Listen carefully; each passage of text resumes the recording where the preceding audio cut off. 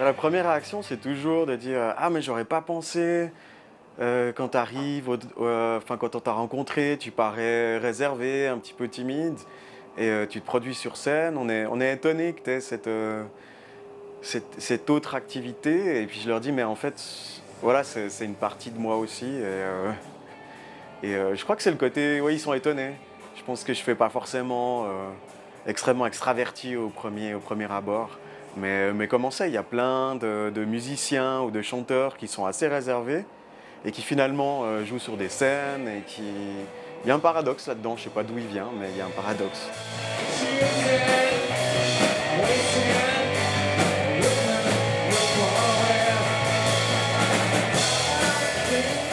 Ils viennent plus facilement vers nous parler aussi de leur hobby à eux, qui font aussi souvent de la musique. Et puis un temps, je jouais aussi aux remises de diplômes. Alors ça, c'était sympa parce qu'on pouvait féliciter les étudiants qui passaient leur diplôme. Puis ils étaient surpris de me voir là. Et puis ils trouvaient bien aussi qu'il y ait des professeurs qui normalement viennent pas forcément aux remises de diplômes. Donc ils étaient assez contents de me voir dans un autre cadre comme ça.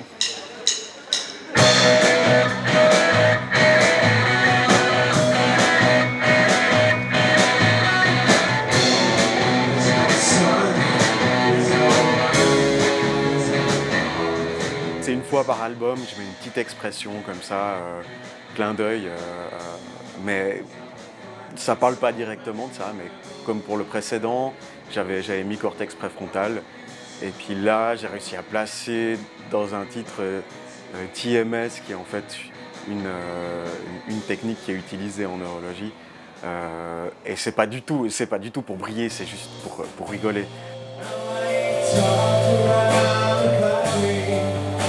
Mon thème principal de recherche actuellement, c'est les croyances aux théories du complot, et j'ai pas fait de chanson sur les complots. Il en existe, mais c'est les Fils du Facteur qui en ont fait une ici en Suisse romande, qui s'appelle Conspiration. Donc c'est déjà pris, je peux pas utiliser ça. Mais par contre, il y a pas mal de chercheurs qui font de la musique, qui sont des pianistes de jazz, des gens plus connus que moi, et qui sont aussi des bons musiciens, parce que on dit que chez les mathématiciens, avec l'intérêt pour les maths ou la science, des fois se combine avec un intérêt pour la musique, qui comporte aussi un aspect un peu scientifique, enfin, en tout cas dans la théorie musicale, un petit côté scientifique aussi.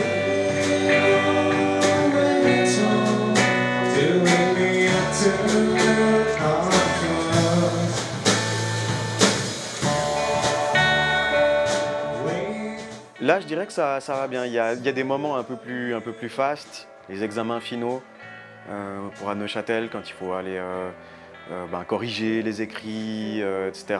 C'est assez stressant. Mais de manière générale, c'est un rythme en fait, c'est une habitude à prendre. Il y a des périodes, des fois, où c'est un petit peu chargé. Tout à coup, on a toute une semaine ou deux où on a pas mal de concerts et pas mal de répétitions, ou même des semaines de résidence, où là, je prends une semaine de congé, mais je travaille pour la musique. Alors, c'est arrivé quelques fois, donc là, c'est un petit peu fatigant, mais c'est des petites périodes de temps en temps très rares.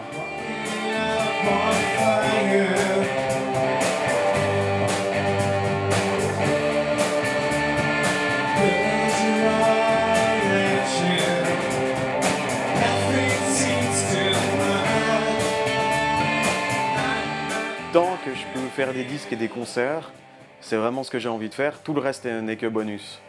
Donc ça risque pas forcément d'arriver, mais peut-être je repenserai à tout ça si c'était possible. Mais c'est comme gagner à la loterie. Qu'est-ce que je ferais si je gagnais à la loterie? Donc je verrai sur le moment.